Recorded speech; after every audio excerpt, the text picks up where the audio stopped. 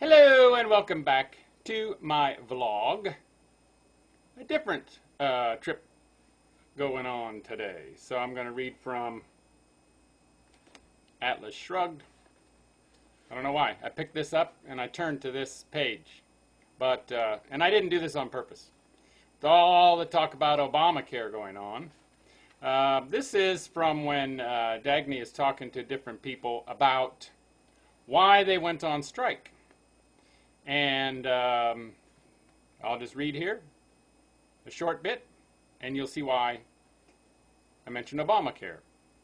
She looked at the others. "Please tell me your reasons," she said, with a faint stress of firmness in her voice, as if she were taking a beating, but wished to take it to the end. "I quit when medicine was placed under state control some years ago," said Dr. Hendricks.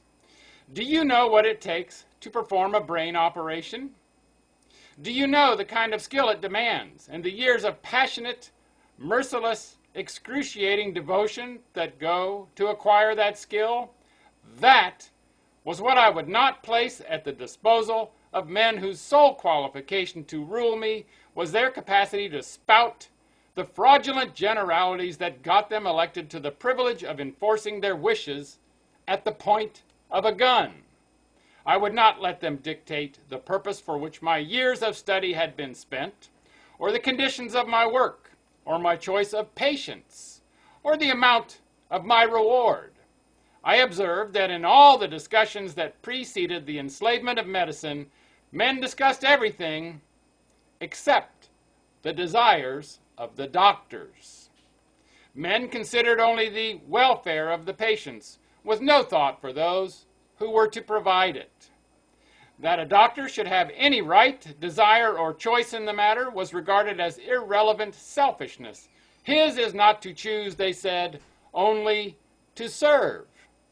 That a man who's willing to work under compulsion is too dangerous a brute to entrust with a job in the stockyards never occurred to those who proposed to help the sick by making life impossible for the healthy.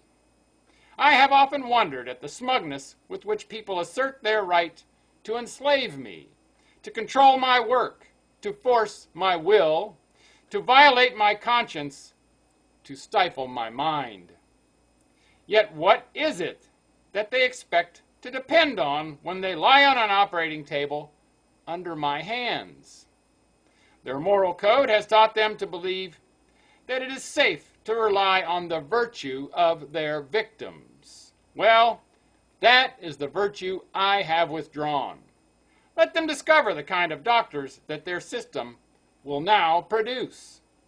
Let them discover in their operating rooms and hospital wards that it is not safe to place their lives in the hands of a man whose life they have throttled. It is not safe if he is the sort of man who resents it, and still less safe if he is the sort who doesn't. And that's Dr. Hendricks on why he went on strike in